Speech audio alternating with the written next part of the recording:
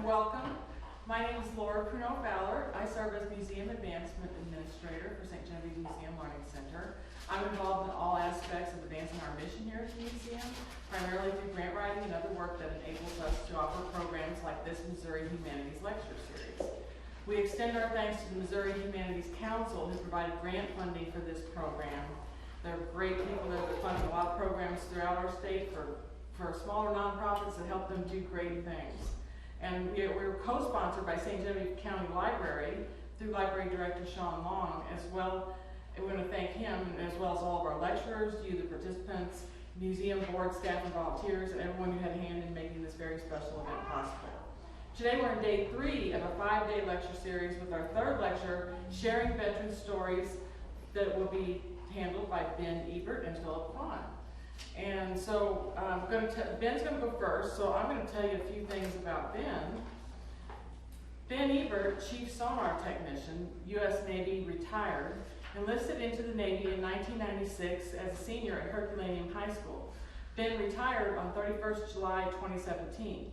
After traveling the world and gaining invaluable experiences and training, Ben returned home to Missouri and began studies as a full-time college student at Jefferson College in August. He received an Associate of Science in Criminology and Criminal Justice and a certificate in Culinary Arts, both with a 4.0 grade point average. Ben graduated at the top of his class and was invited to study international diplomacy with the International Scholar Laureate Society in South Africa in the summer of 2019. He transferred to UMSL, the University of Missouri St. Louis, where he still attends today. He's in his last full-time semester at UMSL. He will graduate after one more class in the spring with a minor in Global Health and Social Medicine, a Bachelor of Science in Criminology and Criminal Justice, a Bachelor of Arts in Anthropology, and a Master of Science in Criminology and Criminal Justice. Ben plans to apply for a doctorate program at Missouri State University in Defense and Strategic Studies starting in 2023. He also plans to apply for a position at the National Geospatial Intelligence Agency next year, being this year, 2023. So, we're very grateful to have these young men here. And without further ado, ladies and gentlemen, Ben Ebert. I brought a few items with me. Feel free to touch them after we're done. This museum is all about touch and interaction, and so I embrace that. These 2 items up here, I gathered during the 2012.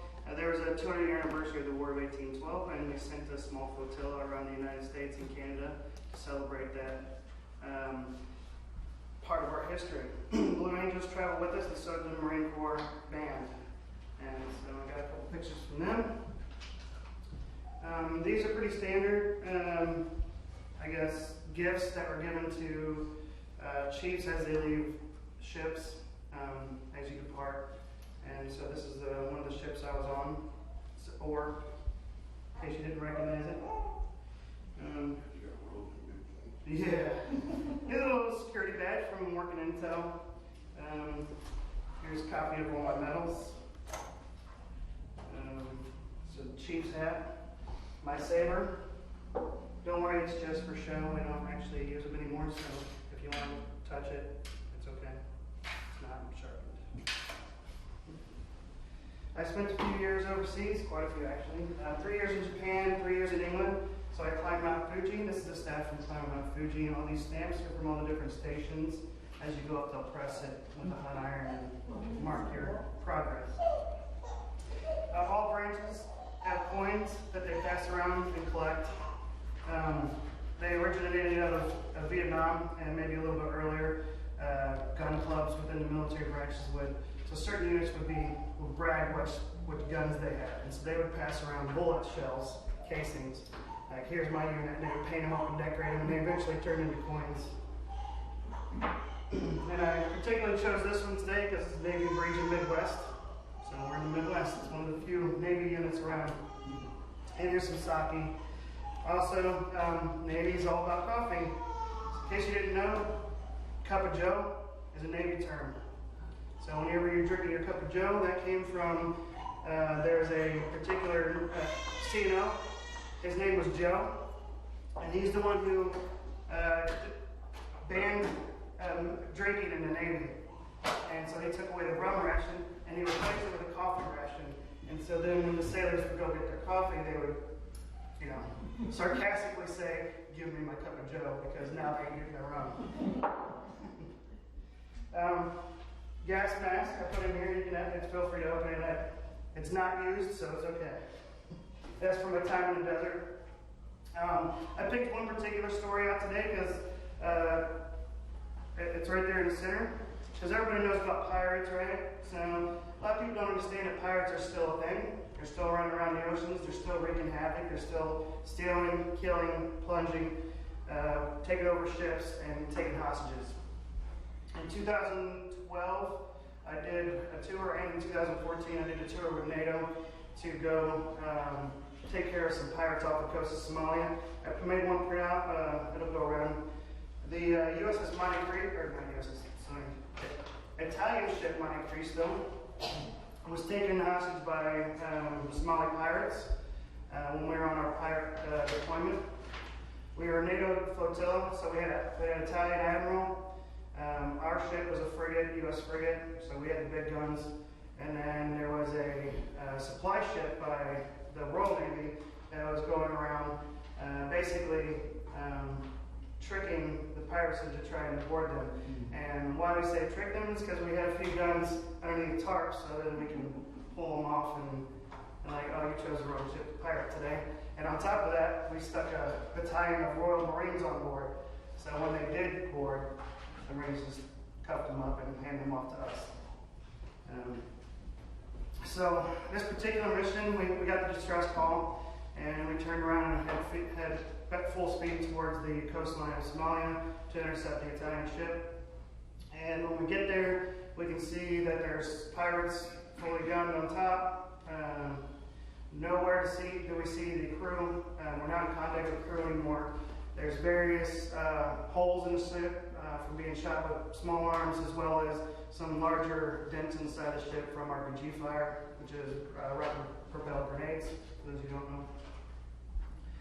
And so my job, I was gunnery liaison officer, so my job was topside. I had all the gun crews work for me, and I would send fire wherever it needed to be. And so I got my binos, and we're just searching the area, trying to figure out what's going on, assess the best way to take it. I spin up the helicopter, get it ready to go for operation, and then the Marine ship comes in, the Royal Marine ship too. We start paralleling the ship, and we fire a few rounds towards it, but not actually at the ship, just warning shots, and then they went ahead and stopped for us and threw the guns over the side of the ship and put their hands up. They were wanting none of the U.S. Navy at that time. At this point, we were allowed to wait for the Marines and the Royal Navy ship to get in place because they were several hours away from us. We were faster and more agile, so we got there first. In the meantime, part of my job is to get with the commanding officer and the executive officer and a few of the operations officer and plan the operation for rescuing these hostages on board, even though we didn't know where they were on board or where the pirates were on board or how many there were. And we had a suspicion that they were in a thing called a citadel. So civilian ships build like a little, I guess, safe room on the ships because there is active piracy all over the place. And we suspected they were in there. And as I'm watching some of the vents near the citadel, we notice something gets tossed out. And so I send one of my little boats over to go pick it up and see what it is. And when I get there, it ends up being a little Pepsi bottle, and there's some papers in it, so I make them bring it up. And we open it up inside, and it's full intel of how many pirates are on board, what guns they're carrying, so and how many hostages were on board, the crew status, how much water they had left, food they had left. And so we were able to plan our operation based on receiving a message in a bottle. I did 20 years in the Navy. I never heard of anybody ever receiving a message in a bottle, so that's why I picked the story out. It's a little unique. Some of you might have seen the movie Captain Ron. It's also about the Somali pirates. It's the same thing. That's the mission we were doing. I've done many other missions like that. One of the other small pirate missions that we did down there, we rescued, this is about 10 years ago, I guess now, If you remember, there was a school that was taken hostage by some terrorists in Africa, young Catholic schoolgirls. I was there for that operation. We went in and rescued them. Didn't even know what we were doing. It was so secret. Didn't tell us anything. I had to build a makeshift prison on board. I had to get my gun crews ready. I had to make a spot available for the special teams. We got a special doctor on board and like a bunch of other things. And as soon as we executed the mission, there it is, go scrolling across CNN what we did, and I'm like, oh, hey, that's what we were doing. Rescuing some more people, okay. That's the way the military operates a lot. They like compartmentalize what they're going to do, only tell you exactly what you need to do to execute your part of that mission. So if any one person's taken, they can't get the whole story. So in my 20 years, like I said earlier, I started out here in Missouri. I grew up here in Missouri. I graduated in Missouri, and when I retired, I decided I wanted to come back here and continue to help. And I also worked in this museum for about a year and a half, volunteering while I was going to school. And that's why I decided to come back too. So those NATO deployments, this ribbon right here is a NATO medal. The first one is the actual medal, the ribbon for it, and then the star means you win it the second time. And that is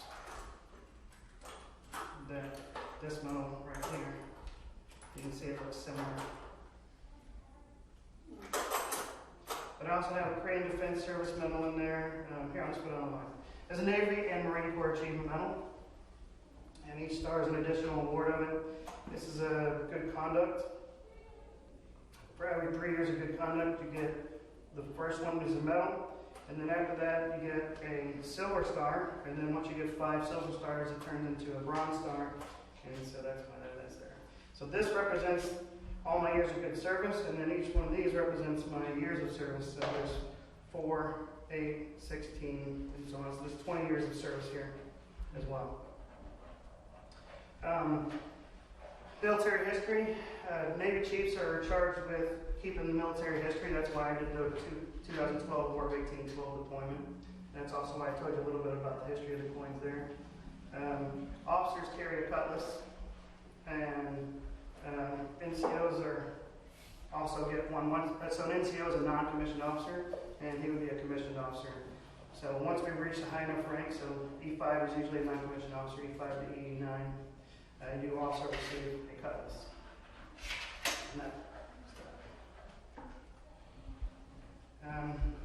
So we got 4th of July coming up. So 1776, our nation was formed, right? But the Navy was formed in 1775, a year before our nation was. The Continental Congress formed the United States Navy when they purchased the first few ships. And the Marine Corps has always been a part of the United States Navy. They are our brothers in arms for sure. Everywhere we go, they're with us. Whenever something breaks out in the world, and you see all the planning phases starting, and then they gather all the troops and all the airplanes and everything, they start shipping them over. What most people don't understand is the Marine Corps and the Navy's already been there. We were there before it even happened. We are around the world at all times. I brought another little trick besides just this. Various things that you put on. So the gas mask there. These things are very difficult to wear with somebody like me with glasses on. So I even dug out and found my glasses that are designed to be worn with the mask. As you see, there's no sides or anything. It's not hard, and it fits close to my face, so it doesn't break the seal on my gas mask.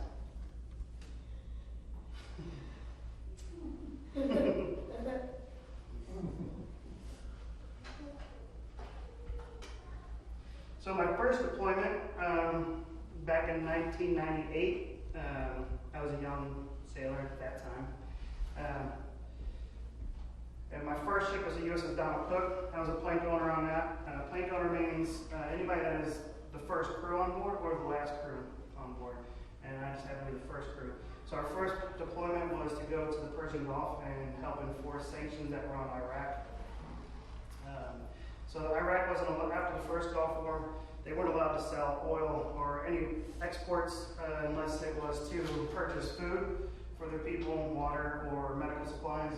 And so our job was to drive around the Persian Gulf and catch the smugglers smuggling oil out for arms and stuff. And I boarded about 100 ships there, and we did catch several smugglers, and one in particular was a small ship. It was a small oiler, and it was trying to run from us, and we ended up going on board. And so then we had to babysit that ship for several weeks while we're waiting for a port to take it to so they could face trial. And so that's when I got my first corrections detail. I was being world police at first with the spec ops unit. So I guess I should backtrack a little bit. So that unit I was part of was called a MEO team, Visit Board Service Seated team. And our job was to jump on the small boats with our guns, and I was a lead climber, so my job was to toss a grappling hook up on the other ships and then climb them up and then drop ladder down for the rest of the crew to come aboard. And yeah, so that was fun. A lot of exciting times. Yes, sir. So when you threw the grappling hook up, did you throw it, or was it a shot up? Throw it. Yeah. We just get on our little fast boats and get up behind them and toss it up there and then climb up. Good situation is we would just tell them to stop and make them lower ladder, but if they didn't, grappling hook was. And this particular one was a grappling hook, as they did not want us to get them. The ship was in such poor condition, it was a rust bucket. It was after the first Gulf War, so they were poor. The country was running out of money, and they were doing all they could to stay afloat, and literally. The ship was sinking the whole time. So once we took it aboard, once we took the ship from them, we had to keep pumping water out to keep it afloat. And if you can imagine staying on the ship for 2 or 3 weeks by yourself, because our ship had other missions to do. So once we took the ship, they just left us there and said, "We'll be back and get you later whenever we can figure out a place to tow this boat to."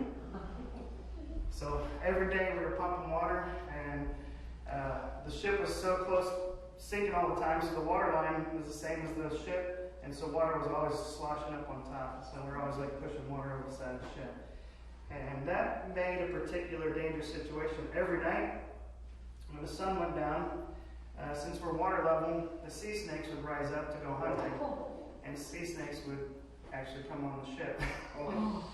And that was one of the funniest things I ever seen in my life. Was one of my petty officer, the guy who was in charge of my unit at the time, the big old black guy named Ben, just like me, Ben. He saw the first snake and he jumped and screamed like a little girl, or climbing up on some girls and drawing out his gun and was like, get it. You know, like, it's just a snake, it's fine. So, yeah. Does anybody got any questions before I turn it over? Yes, sir? Did you say you had some involvement with South Africa? What's that? South Africa? Yeah, I went to South Africa for a summer. I studied international diplomacy. Okay. At Cape Town? Yes, we went to Cape Town, but at Johannesburg was the majority of I it. see. The University of Johannesburg and the University of KwaZulu-Natal. Okay. And then we also spent time with the Middle Eastern African Relations unit there. The Swiss consulate and the U.S. consulate both did some classes on this. Okay. My brother-in-law lives in Cape Town. Okay. Yes, ma'am. I was just wondering what really inspired you to join? I'm first generation military in my Are family, you? so I just love my country from a little kid. Oh. I was in Boy Scouts real little, and loved watching old westerns and old war movies. Yeah. I'm a Midwestern boy. I like to hunt and I like to fish, so just seemed like the right thing to do. I forgot that. So what is that thing does with the package? This? Yeah. This is sake. So what does it do? It's an alcohol. It's alcohol made out of rice. It's alcohol made out of rice from Japan. And this is a special 75-year anniversary of the Pearl Harbor bombing coin. I inspected some ships in Pearl Harbor and some training facilities when I was an instructor in the Navy, so I got that. What do you do with those little things? The just like to collect them. I probably have, I don't know, a couple hundred.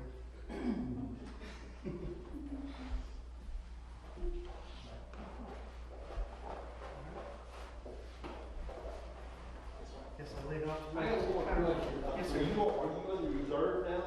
I'm what they call inactive ready reserve. I retired in 2017, but I can be called up if we go to war until the end of 2026.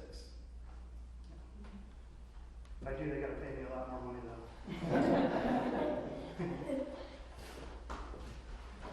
Thank you, Ben.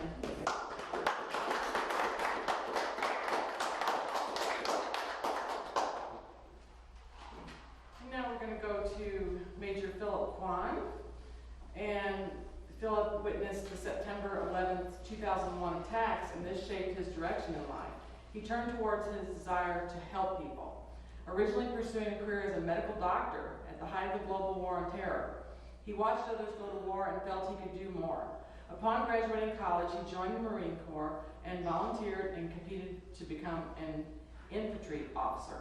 Since then, he's led hundreds of Marines on multiple deployments and in unique communities, including embedding with foreign militaries and elite selected units. So, ladies and gentlemen, Major Philip Kwan.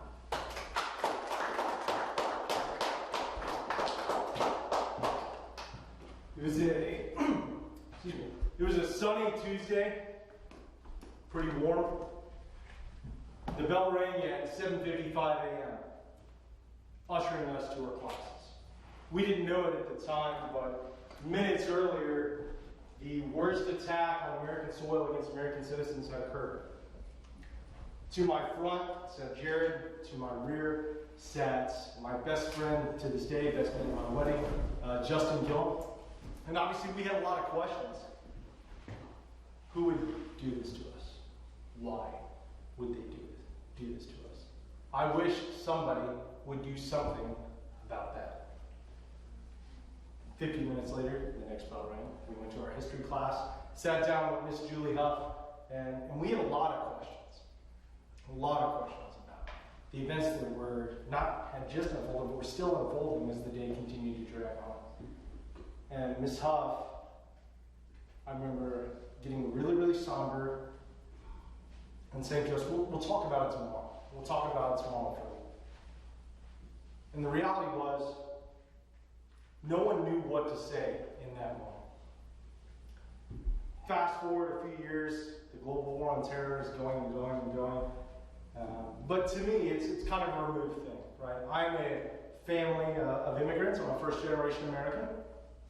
My father came to this country in 1976. My grandparents were born and grew up in Guangzhou, China, or what used to be called Canton, China.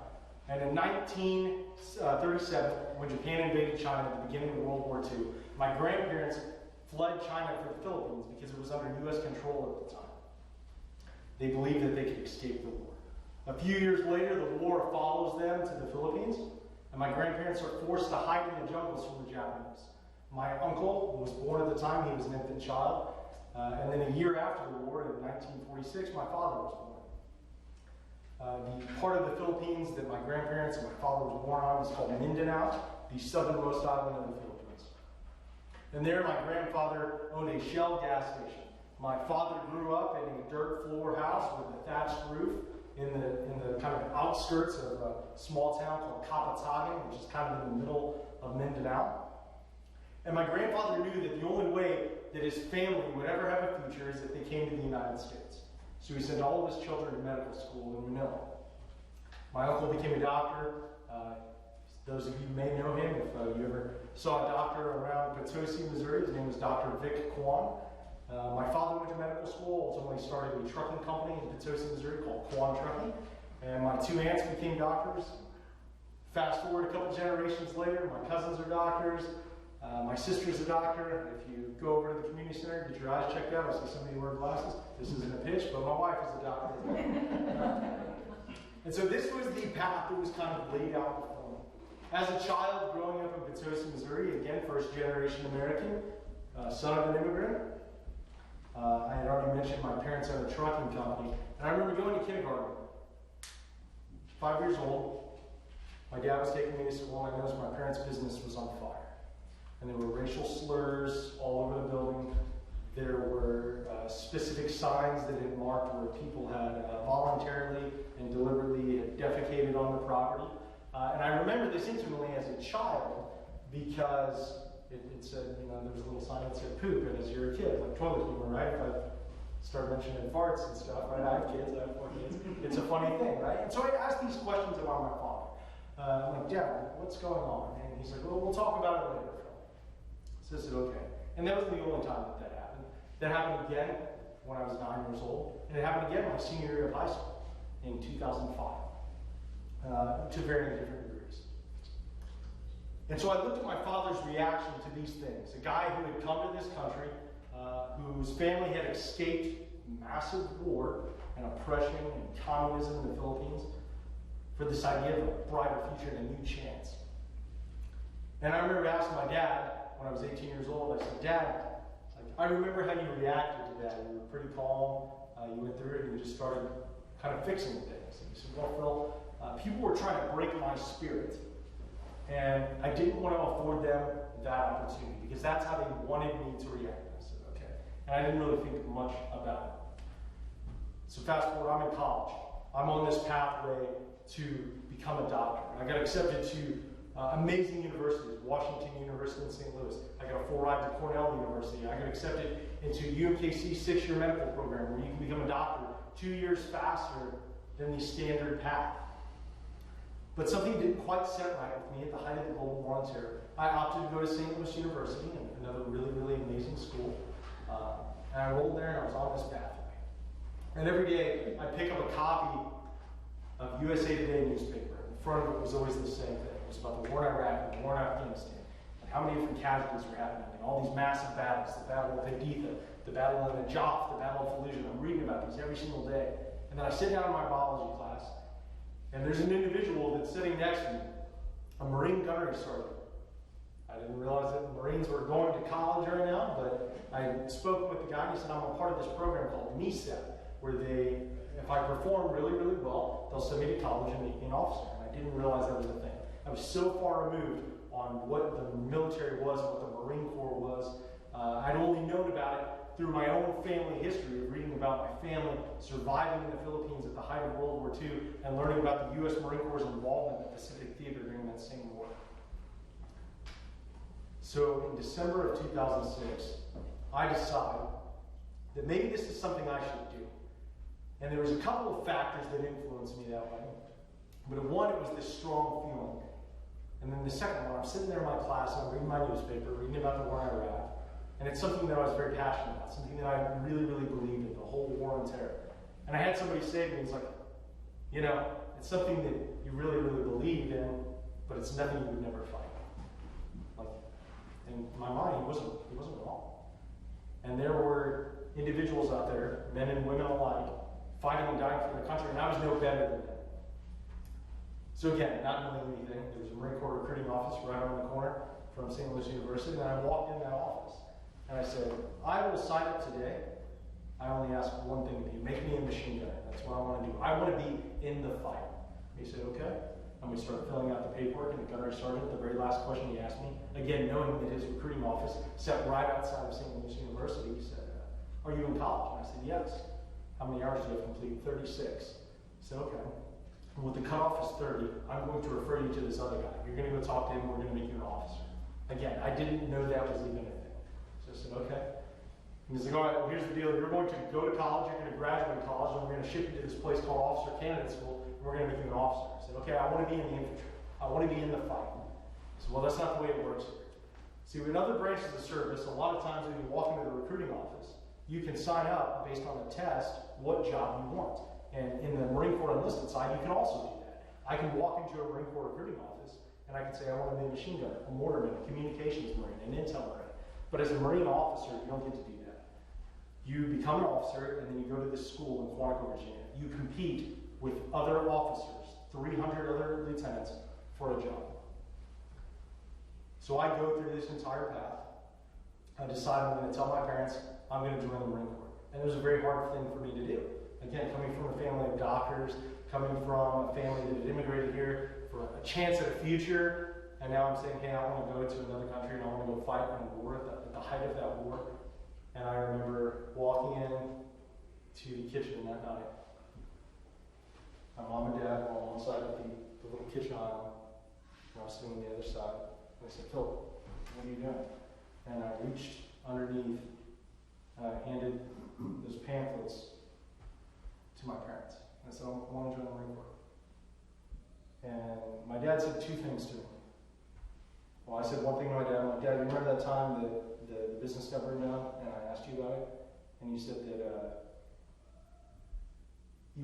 people wanted you to react a certain way. I said, well, a couple weeks ago I had a guy come up to me and said that this is something I believed in, but I would never fight it. And he wanted me to get mad. He wanted me to get upset. And he'll never know that I ever made this choice, but this is what I want to do.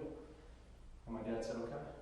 My dad, being a very stereotypical Chinese father, spoke in proverbial cryptic ways, said, well, Phil, sometimes life demands more than words to prove you are the man that you claim to be. And I thought about that.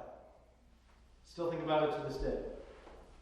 And I said, okay, Dad, I'm going to put my money where my mouth is. This is something that I want to do. This is something I believe in, regardless of all these other factors. This is something I want to do. So I went to Marine Corps Officer Candidate School, zero issue graduating high school, no problem. I went to our follow-on school, 6 months long, the basic school. And I trained with other Marine lieutenants competing for a job. And I sit down with my captain, she said, what do you want to do? I'm like, I want to be an 0302 infantry officer. She said, yeah, you and everybody else. There were 27 spots that they were going to give out for those 300 lieutenants. The odds of you becoming a logistician, a communications officer, a fiscal officer, an intel officer, much greater than becoming an infantry officer. And I said, ma'am, I'll prove you wrong. This is what I want to do. So a few months, we get to that infamous night, what they call MOS selection night. You go and read out what your job is going to be for the rest of your Marine Corps career. And at the time, Captain Bell normally would read our names in alphabetical order. Being a K name, I always fell out right in the middle. And she knew that I had this massive amount of anxiety about this job that I really, really wanted. And she said, you know, normally I do these things in alphabetical order. But today, I know there's one lieutenant out there that's very, very anxious. So, Lieutenant Kwan, 0302 infantry. And my peers had an exuberant amount of excitement for me. We all, there were cheers and shouting. Everybody came up and gave me a big hug. Later that night, we went and grabbed some select adult beverages, had a good time. And then the reality kind of sunk in for me. So I'm like, wow, I'm about to go to one of the hardest schools in the Department of Defense. In 1996, Soldier of Fortune magazine rated infantry officers course of the Marine Corps as the hardest school the Department of Defense has. It's a very, very long course. We don't talk about it. It's one of those rules. The unofficial motto of the school is "He is best who is trained in the severest of schools." The official motto is "Decide, communicate, and execute." And so I went to that course, and every single day I thought, maybe it's the day that I don't make it. This is the toughest thing, and to this day, it's the toughest thing that I've ever done. So about halfway through that course, again, height of Iraq and Afghanistan, my instructors come in, and they say, hey, we have an opportunity for lieutenants to volunteer to go to Afghanistan. This is October of 2010. 3rd Battalion, 5th Marines is currently in Afghanistan, and 50%, half of their company grade officers, lieutenants, first lieutenants, and captains are either killed or have lost a limb. A lot of guys are getting hurt. I don't know if you're familiar with, I know you are, General John Kelly. He was a part of the Trump administration for a short time. His son was killed in Afghanistan as a second lieutenant on that deployment when I was in school. And I remember sitting in that class of 80 other lieutenants that were going through to become infantry officers and being told half of you are likely within a year going to lose a limb or be dead. And I need somebody to volunteer to go. I raised my hand for that opportunity. I was the only person in my class, and I said, okay, go talk to the boss. We'll get you your assignment, and we'll figure out where you're going from there. And so that started this first cycle of my career in the Marine Corps. I went through to small unit detachments, active duty staffs, and support of reserve units, where I'm currently doing in St. Louis. And the first unit I get assigned to is a unit up in Saginaw, Michigan, a place I'd never heard of. Volunteering for this unit that's going to deploy to Afghanistan. They say, well, congratulations. I think you'd have big shoes to fill, but the reality is this unit hasn't seen a second lieutenant since I went to Iraq in 2007, so good luck and do what you can. And I was learning very, very quickly on what to do. After that assignment, I got sent to Southern California, and I deployed with 1st Battalion, 4th Marines as part of what's called a Marine Expeditionary Unit, where they take a small group of Marines, and some of the things that Ben described. They parked us on a ship, and we had to do different operations and counterinsurgency within our assigned area. After that, I became a platoon commander for mortars. I ultimately volunteered to go on a small embedded team to a very small country that most of you probably could never point out on the map. I couldn't at the time. I'm like, hey, you're deploying to Georgia. And I'm thinking, Atlanta? Or, where are we looking at here? And it was a small Caucasus country south of Russia because the Georgians were embedding forces to deploy to Afghanistan. And so our team was going to go work with the Georgians, train them in their country, come home for 2 weeks, go back to their country, and then fly to Afghanistan with them. And then we were going to work within that AO as their advisors to that mission. I came back from that deployment. I was home about 10 months. I got sent to do counterinsurgency work in Africa. I got sent back, and while I was in Africa, I was told I was going to the Middle East on another embedded advisory tour. I came home from that deployment, and then I got picked up to go in a reconnaissance unit. For those of you who are familiar, I was in Echo Company 4th Reconnaissance Battalion as a platoon commander. From there, I got assigned to the Marine Corps Advisor Schoolhouse, which is where we taught Marines how to operate working with foreign forces in Virginia Beach. I spent 2 years there. Most recently, my last job in that unit was the Marine Corps lead planner for Ukraine. I was in that area in the summer of 2021, a few months before the current environment that is occurring. And today I serve as the Battalion Operations Officer for 3rd Battalion, 23rd Marines. I'm certain that none of you have probably ever heard of it. The 3rd Battalion, 23rd Marines is St. Louis's Marines. There's a Marine Reserve unit based out of St. Louis, Missouri, that our headquarters on. I am part of the 24 Marine active duty staff for that unit. We had done some training a few years ago, and we are now prepared to do whatever it is that our nation asks of us. That is a brief summary of my time in the Marine Corps. And when I reflect back on the events that drove me to where I am today, I think back to being 5 years old, watching my parents' business burn down, and seeing how my father reacted to that, and the steps that he took to ensure that nobody would break his will. And I reflect back to that sunny Tuesday on September 11th, 2001. And I think back to that moment and the questions that we asked. Why would someone do this to us? Who would do it to us? I wish somebody would do something about that. And then I take those lessons from my father, who passed away on my first deployment. And that those last words that he said, one of the last words he said to me before I joined the Marine Corps, sometimes life demands more than words to prove you are the man that you claim to be. And I think about all those factors that line up in my life. And I think back to the original question that I had asked, or statement that I made on September 11th. I wish somebody would do something about that. And I reflect on that often. And when I see something bad that happens in the world, I think to myself, when I'm asking myself that question, making that statement, I wish somebody would do something about that. And sometimes I like to look internally and think, maybe that somebody should be me. Do you have any questions?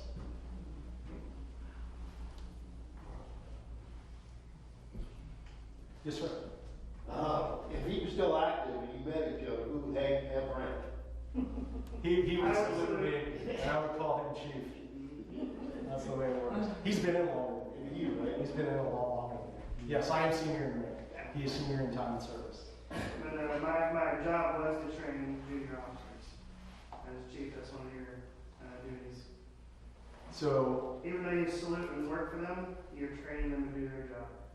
I would accredit my success that I've had in thus far. I've been in for 14 years, 6 years less than he has thus far. And I have been assigned, so as a brand new second lieutenant, you lead generally 42 Marines, 43 in a platoon, 43 including yourself. And one of the things that you do when you get that first group of Marines, and the same thing works in the Navy, just in different scales depending on your job, they take a senior enlisted Marine or senior enlisted sailor. In my position, it was called a staff sergeant, and he serves as your platoon sergeant. He's the second in command of the unit, but he also kind of mentors and shapes you. Now, the success of that unit is based on that relationship.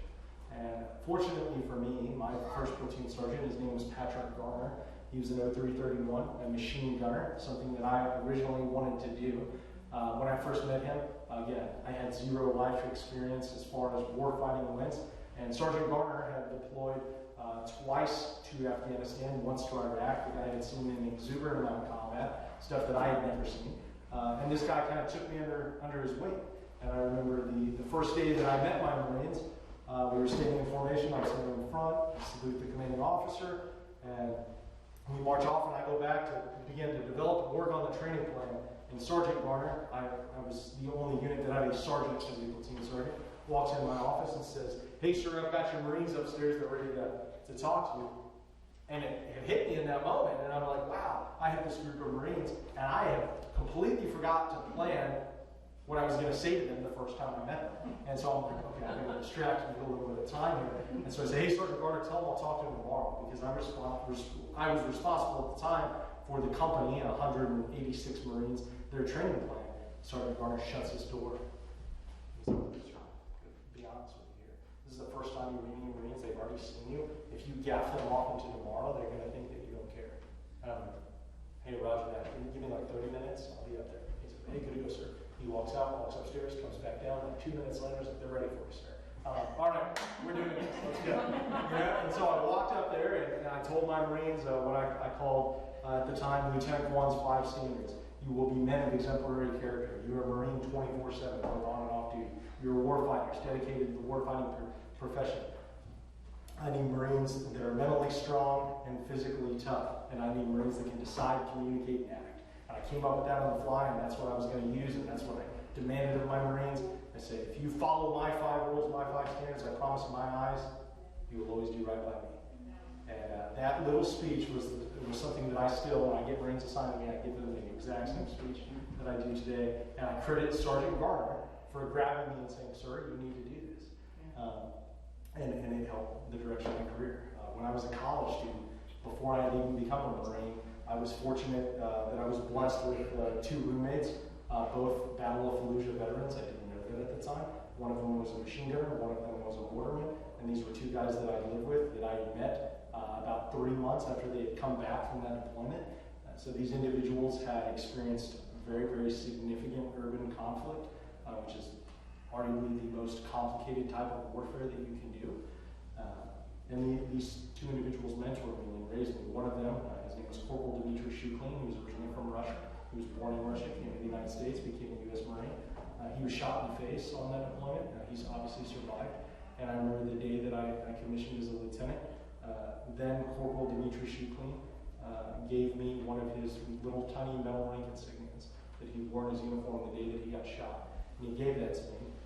And he said, "This is so you always remember the importance of the job that you have." And I took that little metal ring collar, and every time I've deployed underneath my shoulder pocket, I pinned that little ring collar to remind myself of that.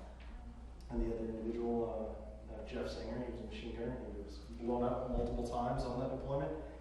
He was my first salute as an officer. Both of those guys were in my wedding. They're amazing human beings. And so I credit, to some comments earlier, I credit enlisted Marines for shaping my career. I was very fortunate in the fact that I was raised by corporals and lance corporals and sergeants and staff sergeants very, very early, which is something that you often don't get to experience as an officer. Sorry, that's a really long answer to a very simple question.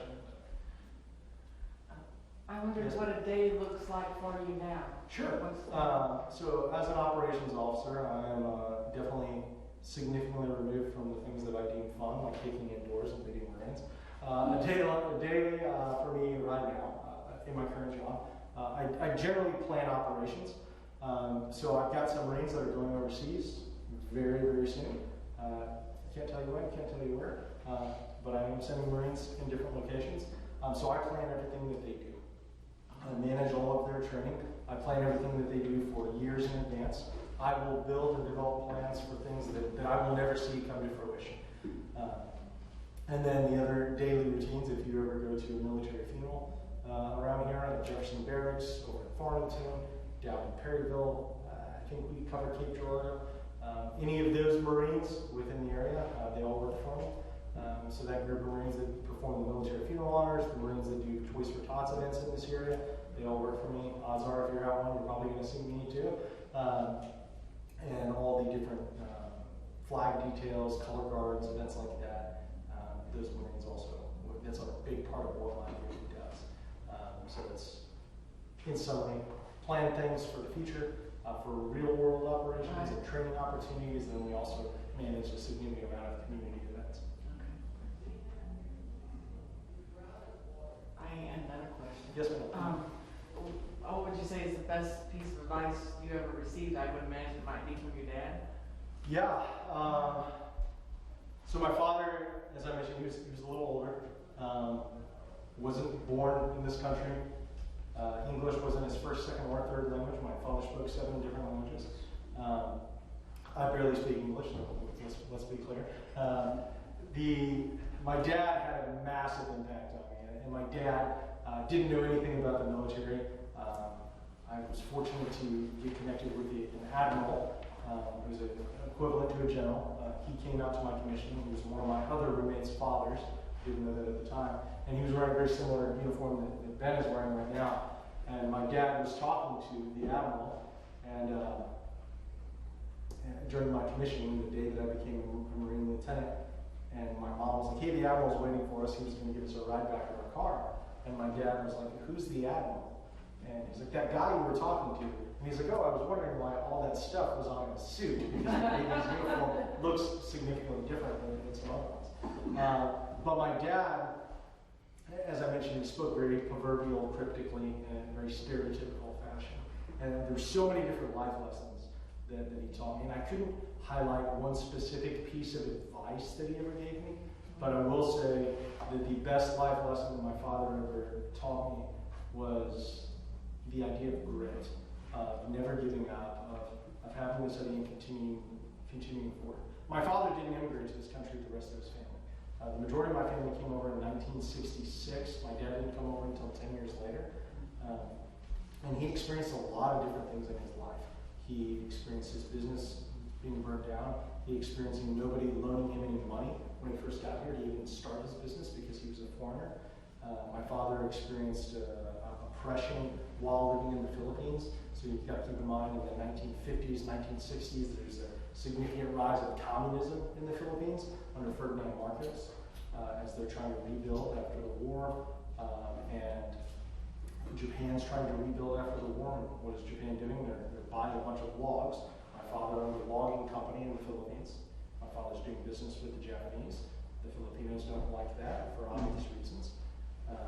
And then you have a significant rise of Islamic extremism in Mindanao, the southern part of the Philippines.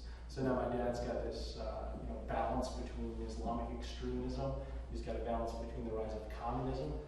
So my father sells everything that he owns, his entire business, his father's gas station gets $1,000 US, thinking, man, I'm rich, because $1,000 US in the Philippines in 1976 is a lot of money. And then he comes to the United States and realizes, hey, I don't have anything. And so he worked in Caledonia, Missouri, putting up fences for farmers, and as a secretary in my uncle's doctor's office.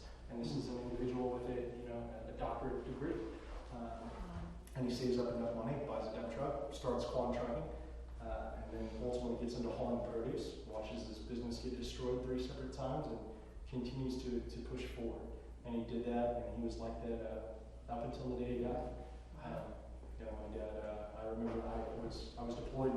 I was fortunate enough to be able to come home on that deployment for about, I got 10 days of emergency leave. The battalion commander was able to pull me out of an interesting spot, which resulted in me getting interrogated for about 4 hours, but that's another story for another time.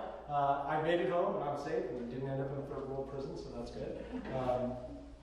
But I was there at my father's bedside when he passed away, and I remember the last words that my dad said to me was, after everything that I'd seen my dad experience and get through and never give up, his last words to me were, Phil, I think I'm in trouble. It'll be okay, Dad. We'll get through this. But I was fortunate enough to be there next to my dad. So the life that he lived, I would say, is the best lesson ever. Oh, thank you. Yes, ma'am. I have a question for both of you. Sure. What was it like having a wife and children and being separated? I guess you were separated. I don't think I was Absolutely. with you all the time. Go ahead. Sure. Probably the most actually, it is the most difficult thing in the military. Like all the other things we're trained to deal with, one thing they don't really train you to deal with is the heartache of leaving your children. So, my wife couldn't deal with it either. My first wife ended up leaving me on the last deployment, so I was a single father for the last 6 years or so of my career. So that was a really difficult time. But now I have new children, and my wife's running around with my 2 new twins. So they haven't had to experience that part, but yeah, that is definitely the most difficult part of your job. Everything else, I know I'm going to be shot at. I know there's going to be people that hate me. I'm going to have people that work for me die. All those things are going to happen. And those things you're trained for and prepared for. I would absolutely echo Ben's comments. So I've been married the entire time. I've been in the Marine Corps. Well, not the entire time, there's a few months. Like every good Marine officer, I got married on a military holiday called '96. I got married on the 1st of July. And then so we got married, my wife and I got married on July 1st. And then on July 5th, I left for the field for a month. And then I came home for 2 days. And then I flew out to California and I got on a boat and deployed overseas. My first 3 years in the Marine Corps, I saw my wife a total of 42 days combined. It was weekends, holidays, 96s. Our oldest son, who's 9, I have been deployed for about 4.5 years of his life. So I missed about half his life, and his birthdays, holidays, things like that. My twins have yet to experience any long duration trips. They've experienced, I think I went overseas for like 70 days here, 70 days there with them. Nothing too crazy. It's difficult. I think the key component to being as successful as you can, if you will, is preparing your kids in an age-appropriate way. So we would set up little clocks and say, this is the time here. Like a regular standard clock, because kids can visualize the time, the spatial aspect of it. And so then we'd set up a clock of where Dad is at, and then we would have a little map, and we would put little things on the map, and then our kids would make a deployment journal. So once a week they would write a little page. And I will say, my first deployment was much harder than my most recent one. Because my first one, we were still very much in the writing letters back and forth. So you might hear from them every 3 or 4 weeks. And in my most recent deployment, I could call somebody up on Facebook, Instagram, cell phone, whatever, via Wi-Fi and talk to my wife almost every single day. But absolutely, you're trained to deal with certain things. And in a way, being deployed is much easier because you have a very, in my mind, you have a very deliberate focus and a very deliberate purpose and a very deliberate mission. And we're absolutely well trained. Make no mistake, regardless of the sibling rivalry, as I like to call it, between the Marine Corps, the Navy, the Air Force, the Army, the Coast Guard, and the Space Force, we have the absolute best of whatever in the world. You want to find the best Navy in the entire world? It's the U.S. Navy. You want to find the best Air Force in the world? It's the U.S. Air Force. Now, obviously, the Marine Corps is the absolute best. But the fact remains that we're very, very well trained and well prepared to do our job. And it's those other factors that make things difficult. My wife and I had talked about this, and in some ways, the first deployment was easier in some ways, and I say that because something happens. On my first deployment, she had to move a different location, get a different apartment because of the way that her school was shaking out and stuff like that. And so it was a lot of stress for her. So she wrote about it to me in this letter. And by the time I got the letter, that was already done and gone. And in my most recent deployment, we had a pipe burst in the house, and it's like she's calling me, the pipe burst, I don't know what to do. I'm like, well, I'm sitting in a bunker in a gas mask and full out 4 right now. I'm not sure what we should do either. I'm sure we'll figure it out. And so that's how things work.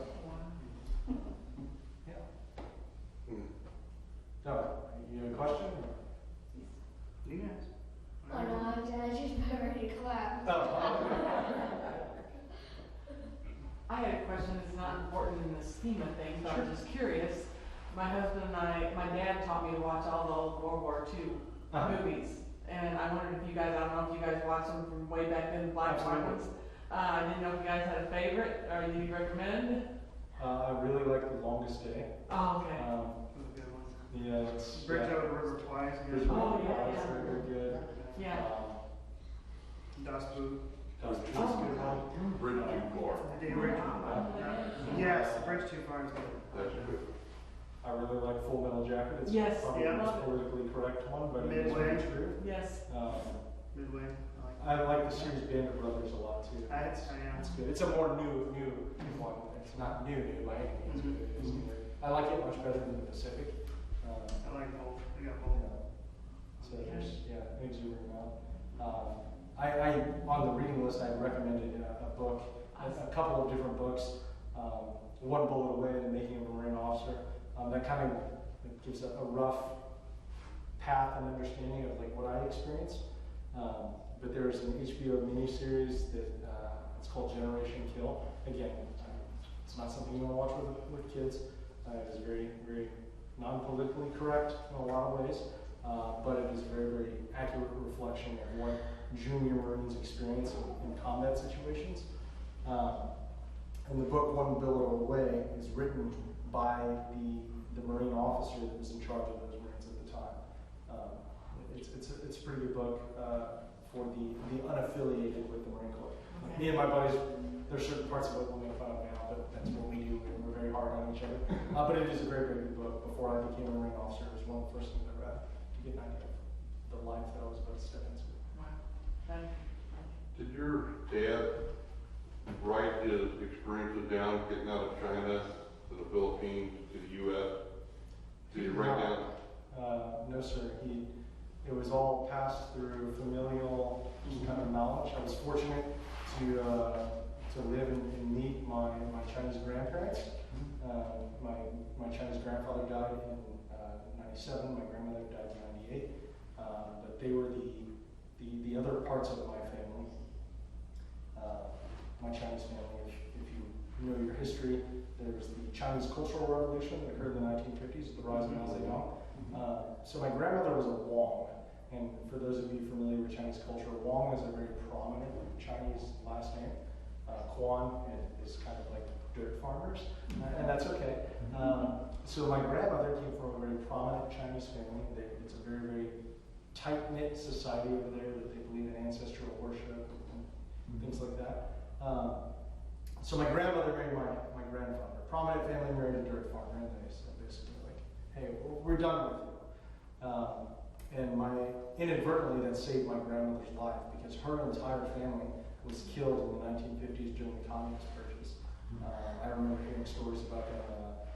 My extended Chinese family, my great-grandparents and cousins and stuff, they were forced to kneel in broken glass before the CCP. A lot of them were executed like in the street, things like that. So yeah, that was part of the reason why I mentioned earlier, my father speaks 7 languages and I barely speak English. One of the things that my father wanted to do to us was culturally assimilate us to the United States and to Western society. So he never taught us any language. We never learned any of the Chinese traditions or heritage things until I got a little older and I started asking those questions because he wanted us not to experience the things that he did. So he had purposely tried to steer you away from Chinese culture. Yes, sir. That's really unfortunate. Yeah, it was a product of the circumstances and times. By the time I got into my teens, it was something that I had a lot of questions about, I wanted to learn about. And so I'm 13 years older than my brother. So he grew up in a slightly different household where we celebrated things like Chinese New Year. I will say we definitely ate all the Chinese foods, but with my father growing up in the Philippines as well, Chief could probably attest to this. There's an unofficial, what we call Filipino mafia in the Navy. And it's probably official at this point. But those guys on ship, right? Like if you get in with the mafia, you can walk up to the chow and be like, hey, can you make me insert X, Y, or Z, right? And so growing up in a multicultural household, I was in with the mafia, and I could walk up to some of these sailors and be like, hey, can you make me insert the name of a Filipino dish? And they're like, yeah, absolutely. Because these were things that I ate as a kid. So there was, it was very interesting. There's a very specific Filipino dish called chicken adobo. It's equated to like cheeseburgers and French fries. Like, it is like a very common food there. But every time my dad would make that, my mom, for whatever reason, would make this giant pot of macaroni and cheese. So now me as an adult, I can't eat those two things unless I have them together. And it is by no means like the standard, but all my siblings will tell you the exact same thing. Chicken adobo, Kraft mac and cheese. My go-to is ponzu. Ponzu, yes. What is it? Ponzu. It's a kind of like stir-fried noodles, I guess. Spicy. But little skinny. Can get it or Yeah. You have a question?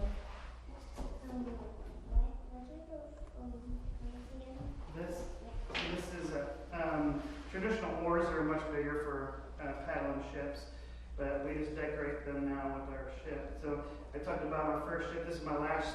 The other plank ownership. This one is the USS Dewar. I decommissioned her. I was actually the last crew member on board. I was. They made me admin chief, even though I'd been in combat and my whole career. And they're like, "Hey, the admin chief is messing up. You got it." I was like, "All right." So I literally processed everybody off of that ship and then left myself last. But this is paracord. It's really strong. We use it for parachutes and we use it for decorating. This is rope work. I can do most of this rope work that's on here. You'll find various rope work around all the older ships from us older salts. The newer Navy isn't doing as much of it. I make sure I pass it down to my sailors though, that tradition. And so, good thing about that, 550 cord. So there's two 20-amp 550, but it's really strong. If you double it up, you can use it for climbing. It'll hold your own weight. Yes. Did you ever go through the Cape Neptune ceremony? Yep. I am. And let you. I'm not a shellback. Yes. I went through 2 or 3 times. I was plank runner on my first ship, which is very uncommon to get to do that on your first deployment. I also have 2 more awards out there. I got, I think, Order of the Rock and Suez over there. And I also have the Great Lakes, which is the rarest one now. There's hardly any ships that go into the Great Lakes anymore. We're not World Canada, so. I also went to the Philippines. So you talked about those terrorists. I actually went, so I'm an anti-terrorism training officer as well. So I spent most of my career, my later years, training anti-terrorism units.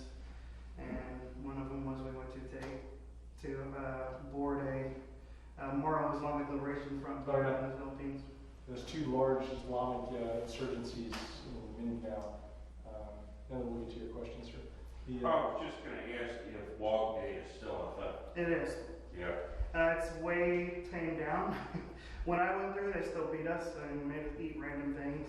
Like Could you explain it? Yeah. Could you explain to everybody what that is? Essentially, the ship's just turned into a pirate ship. In fact, we even raised a Jolly Roger on board during the ceremony. There's various events. There's the night before is like the Wog Rebellion. So we will go and mess with all the shellbacks. And then we also have to put on a show for them, so we'll dress up and like entertain them. So the oldest shellback, the one that's been the shellback the longest, he plays King Neptune, and so he has a whole court there, and we have to entertain the shellback court. Walking around on our hands and knees, looking for snipes. Now this takes place when you cross the equator? Yes, the equator. And so you're a shellback if you just cross the equator, and you're a golden shellback if you cross the equator at the international date line as well. So if you hit, there's, yeah. Oh, I didn't know that one. At the international date line. Yeah. Yeah, right. And so people used to tease you about like, oh, at least I got one thing going for me, the Navy can't take your birthday away. Well, that's not true. We have done that many times. and we'll be right on that border, and when you think it's going to be your birthday, we just cross over, and you're like, oh, your birthday was yesterday. There's also the blue nose. If you go at the Arctic circles, if you go swimming in the ocean. No thanks. I'm glad I missed that one. So does, So like when you're like the last one staying on board, you're making sure everyone's going on there. So if one of them tries to run, you're gonna go right after them. Yeah. Like, go here, boy. There's one particular thing for crossing line ceremony. There's a wog dog, and they're picked the night before from the shenanigans. And I got the fortunate selection as a wog dog on my first tour. And so what happens when you do the wog dog is they put a collar around your neck, and you have to. They walk you around, and you are the dog. So you have to bark at things the whole day.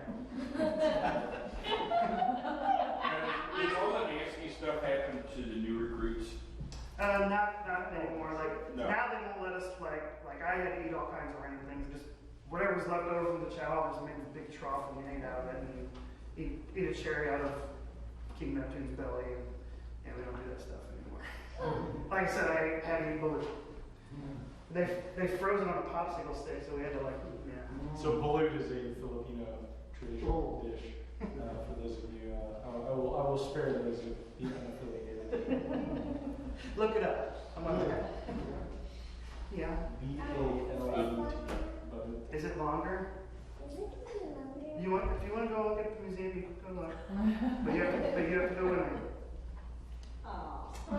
Take care. Okay, well, you can wait just a little bit longer. We're almost done. We'll go get something to eat. I like hearing this. It gets more and more. It gets more and more good, better. I know. You know, when you talk about initially on why you came in September 11th, and I had already been in many years and had already done deployment at that point. But I will say this, coming back from my first deployment, the USS Cole, I don't know if you guys remember that, but it got blown up. We were the first ship on station to renegade, so I actually helped dewater the ship and keep it afloat. The Marine, there was a big Marine ship that came in and helped as well a few days later. Once they all got on board and we stopped the ship from sinking, and we started helping pull the bodies out, and we let the crew sleep on our ship.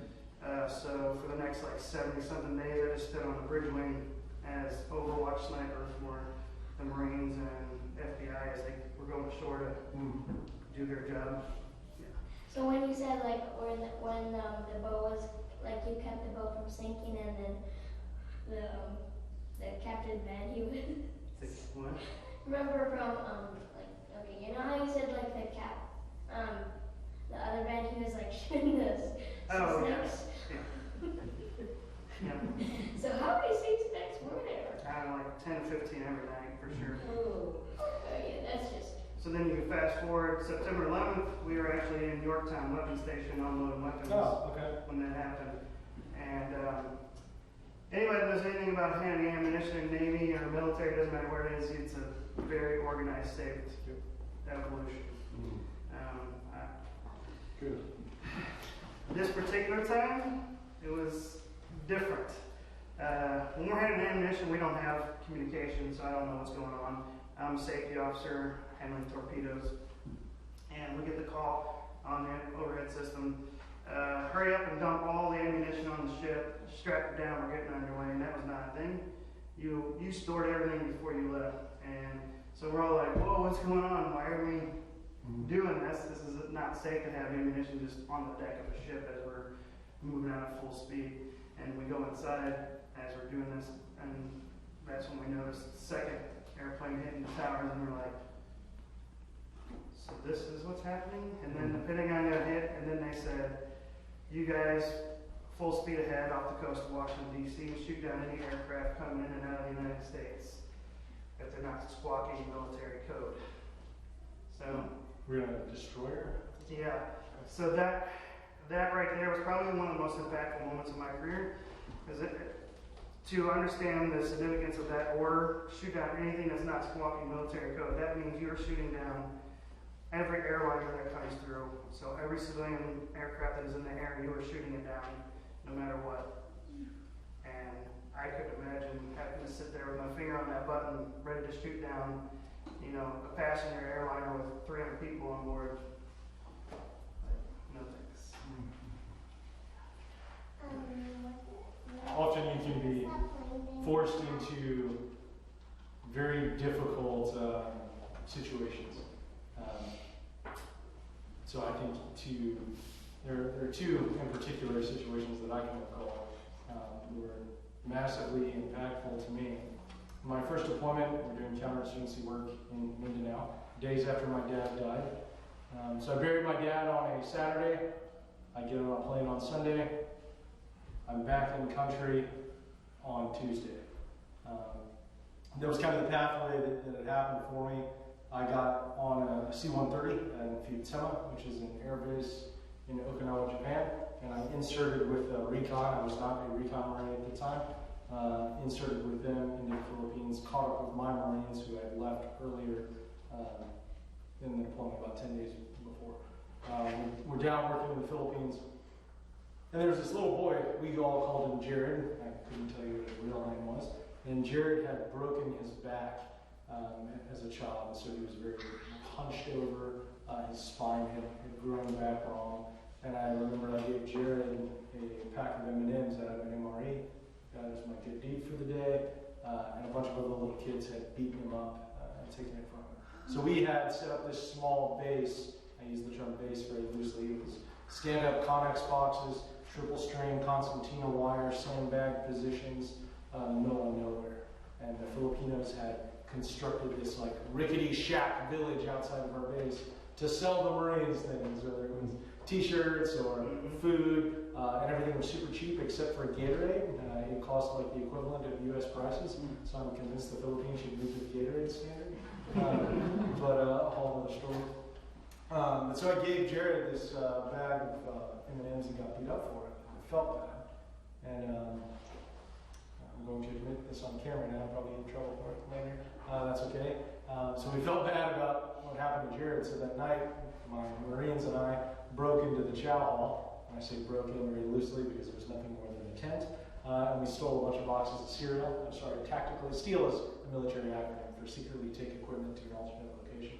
And we acquired a bunch of boxes of cereal, and we threw them in our packs, and then patrolled back out to Jared's house and gave it to him. His parents and stuff. And then I remember, so we were there about 6 weeks. We're patrolling around, doing our thing, and there's these special ink pens called map pens. My job at the time required me to have a whole bunch of them in different colors. Different colors mean things in the Marine Corps and infantry operations. And I would always keep them in the front of my body armor, and I knew it was our last mission of the deployment. So I took those pens out and I gave them all to Jared because I knew they were about to start school. And I remember my XO coming up to me and he said, "You know, Phil, a bunch of map pens isn't going to fix his back. You know, we got to probably get you out of this country before you give all your stuff away." And my XO at the time was Josh Johnson. He had, I think, 5 deployments at the time. He was a prior enlisted staff sergeant, lots of deployments in Iraq, really good friend of mine, mentor now, but we were peers then. And I was like, you know what, Josh, you're 100% right. I realized that, you know, a pack of 12 markers essentially are not going to fix his back. But the reality is, at some point in his life, he may reflect back on this moment and think that, you know, like, because were he born in the United States, right? Breaks his back, 3 or 4 years old, he'll be okay. Probably have some hardware in there, things like that, but he'll be taken care of. He'll be able to walk. But because he was born there, by the simple fact that he was born somewhere else, no decision of his own dictated the rest of his life. And to me, like, I'm 1 generation away from that. I could have been him very easily. Could have been me. And so I told Josh, and I was like, look, I realize that I'm not going to fix his back, but if he reflects back on his life later and thinks that the first time somebody that I didn't know actually cared about me was a guy that couldn't even speak the same language as me from a whole other place on the other side of the world as me, and that's what it means to be an American, and that's what Americans are, then I think I did the right thing. So that was the one in particular impactful event that occurred, and the other, I would say, big one when I was in the Republic of Georgia, training Georgians to go to Afghanistan. So Georgia was invaded by Russia, similar to what's happening to Ukraine in 2008. There are still massive parts of the Republic of Georgia that are occupied by Russian separatists. If it wasn't a real world thing, it would be kind of comical, because what happens is every night there's a sign that says you're now entering Russia, and at nighttime the Russians pick the sign up and move it a couple yards this way, sit down, and during the day the Georgians pick the sign back up and move it back this way. So again, if it wasn't like a legal occupation of a foreign, another country, like it would be kind of comical. But the Georgians are amazing human beings, probably the best human beings that I've ever met my entire life. And there was this orphanage that we had found, and I use the term orphanage very, very loosely. It was essentially a bombed out building from the 08 war, and there was a handful of women, there were 3 of them, that decided to care for these kids, and that was the orphanage. There was raw sewage in parts of the building. There was like one room, probably about twice the size of this one, where the kids were at. There was about 40, 50-ish kids in there that we had kind of stumbled across, and life did not care about these kids. Their parents were all killed during the war, or from disease as a result of the war. And these kids were left out. And so I had reached back to some people in the States, and I was like, hey, got this 40, 50 kids. If you could mail us like stuffed animals and school supplies, whatever else. So I got 40 or 50 boxes of stuff showed up, and we loaded it up in our packs, and we patrolled back out there, and we gave it to them. We helped these women like clean up the building as best as they could, and it just became kind of a thing, a mission that we decided that we were going to do that was never part of our job, never an assignment that we ever had, just something that we decided to do. Because again, I reflected back to Jared, and now I'm in another situation, and these kids are, again, I'm one generation removed from being them. And I thought, like, okay, if they think like this is what Americans are like, and this is what Americans are supposed to be, and this is what it means to be an American, then I feel like I'm doing the right thing. Yes, sir. I just keep wondering, why do they move it every time? Like the sign you're entering Russia, you just like in the day they just. Oh, why they moved the sign? Yeah, so what had happened in 2008. Some of the guys that I worked with were veterans of that conflict. Russia very rapidly started invading that country. There's 2 parts, South Ossetia and Abkhazia, which are currently occupied. And the argument is that they are sovereign Russian citizens and that they have a Russian ethnic cultural tie. The reality is if you ever get a chance to go to the Republic of Georgia, the food, vastly different. The language is spoken by 4 million people, and it by no means looks Russian or Cyrillic, and it does not sound Russian or Cyrillic. If I wanted to say, Didi Madova, that means thank you very much. Robokat, how are you? Nemevia, at the time I was Kapitan Kwani, which means hi, my name is Captain Kwan. Chemi Specialova Aris Kibeti. My specialty is in the infantry. Those are languages. I actually was given this by a Georgian soldier when I was over there, and they're Russian Orthodox, that's their kind of religion, which is very similar to Catholicism with some minor differences. The second largest church in Europe is in the Republic of Georgia.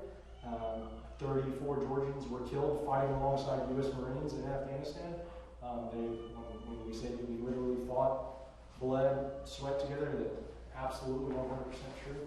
And a Georgian soldier gave me this. It's a little piece of silver bracelet, and in their language it means God's protection. Pass that around. I've been working at it since 2015.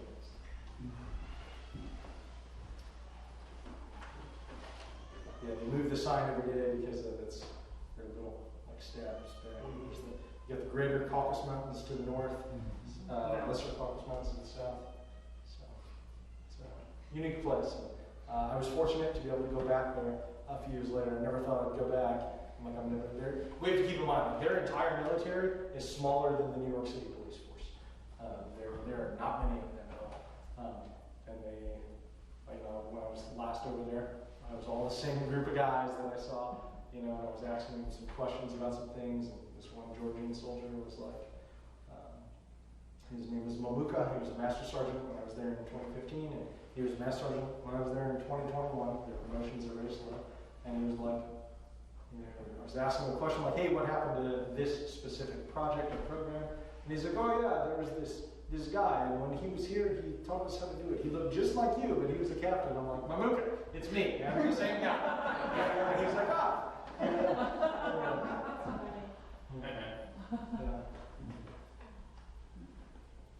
But yeah, it was pretty cool. I didn't let anybody know that I was coming because I had a lot of work to do in the like 6-7 weeks that I was there. Their whole country is about the size of South Carolina. I got to keep in mind, super small place. But the roads are not very well developed. When I was there, you'd be driving. Imagine if you're driving on Interstate 55, right? And then when you get halfway between here and Festus, there's a hole that is as wide as the highway and as equally as deep. That's what happened to all their highways in the country. There's still bomb craters from the war with Russia. So you'd be like driving on the highway at like 70 miles an hour, and you just swerve around the bomb crater, come back out, and keep going. So it would take forever to get anywhere in the country. You know, the 20-minute drive from our base to the capital city would take an hour and a half. And so when I was last over there were guys that had come all over from the country the day before I left. I did a very good job flying under the radar, not letting any of my old buddies like know I was still there. And the day before I left, we all showed up to come say goodbye to me, so I thought it was pretty cool. Did you say that was in Russia? The Republic of Georgia. Where is it? It is in Russia? No, ma'am. The It's Republic not. of Georgia is its own separate sovereign country. Okay. It was founded at the fall of the Soviet Union in 1991. It is to the northeast of Turkey. Okay. It is, if you know where the Black Sea is at, it is due east of the Black Sea. It is also southeast of Ukraine. It's 18 hours from Mosul, Iraq. Directly, if you were to hit Mosul, Iraq, and drive straight north for 18-ish hours, you'd hit the Republic of Georgia. Armenia and Azerbaijan are to the south. So you've got Armenia, Azerbaijan, Russia, the Black Sea, Ukraine, the Caspian Sea over here. I've been to 42 countries, I think. Six more countries than the States, and I've only hit a handful in Europe, because Europe doesn't count, because you can go to a different country like going in Illinois. So I always give all the Army guys and the Air Force guys a hard time. I'm like, oh yeah, I've been to 20 countries. I'm like, it's like in Europe, it doesn't count. I did 20 on my first one. Yeah, exactly. Yeah. So are they, the Georgia NATO? They're not. They want to be NATO. So in 2008, after the Georgians love Americans, and they love George W. Bush for a couple of reasons. One, their country is Georgia. Every other guy is named George. George W. Bush is also named George. He was president of the United States during the time of the Russian invasion, and truth or not, they credit President Bush with saving their country. The main highway down to Tbilisi, Georgia, at least at the time when I was there, was called George W. Bush Highway. There was a giant photograph of George Bush. He was the first and only U.S. president who had went to the Republic of Georgia. They all pointed out to me the exact restaurant that he ate at. And so they, as part of that, back then, I'll just say this, President Bush had mentioned that he would sponsor the Republic of Georgia to join NATO. Now, part of the NATO Charter states that a nation cannot have contested space within its borders, and that's to prevent NATO from getting pulled into a civil war. And it's there for a reason. But that's, if you look at like the global political reasons on why countries like Russia would then create contested territory inside of Georgia or inside of Ukraine, it's to prevent them from potentially becoming a NATO ally. So Georgia is a NATO partner nation. There are NATO facilities in the Republic of Georgia. There's last time I was there was a Norwegian officer who was a NATO officer living and working in Georgia. They were building that facility. They got permission to build that facility when I was there. And then when the first time, then when I was there last time, I walk in and I'm like, oh hey, it's all my buddies, and they're all working in the NATO facility. They have a big American flag on their main base and a giant September 11th memorial built on their main base for Americans. So with a Georgian flag, a U.S. flag, a Marine Corps flag, and a Navy flag, because we corner with this. Did they even give you a ride there too? No, we flew commercial. We flew on civilian air. That's an ongoing thing with the Navy. Oh yeah, right? I've gotten plenty of rides from the Navy for sure. Go anywhere in the world, get rides in the Navy. Oh yeah. It's like our Uber drivers.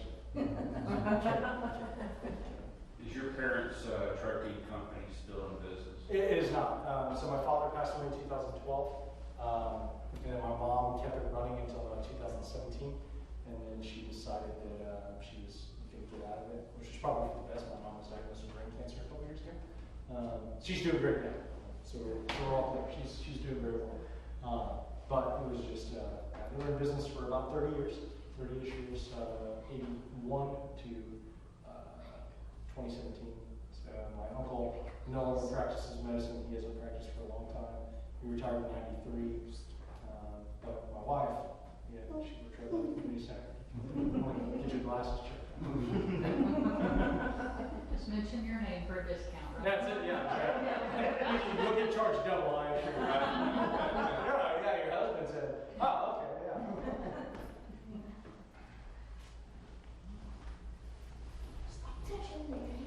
Thank you, sir. Have any other questions for myself or Chief?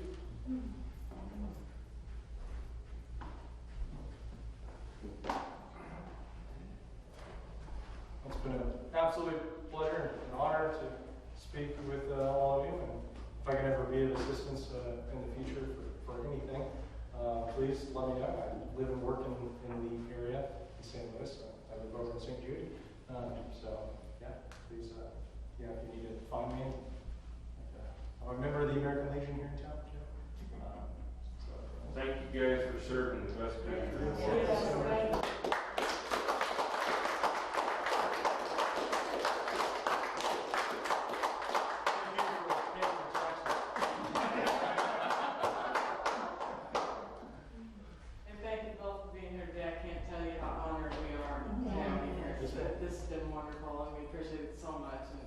We'd love to have you here again. Absolutely. Yes. So, just want to tell all of you thank you for being here, because this, you know you don't want to miss this. And just to let you know, for the remaining lectures in the series, tomorrow is Preserving Native American History, Culture, and Traditions by the Chivany family. And Thursday, we wrap it up with Preserving Civil War History by Gary Shield, all at 3 p.m. here. So please join us. It's been great.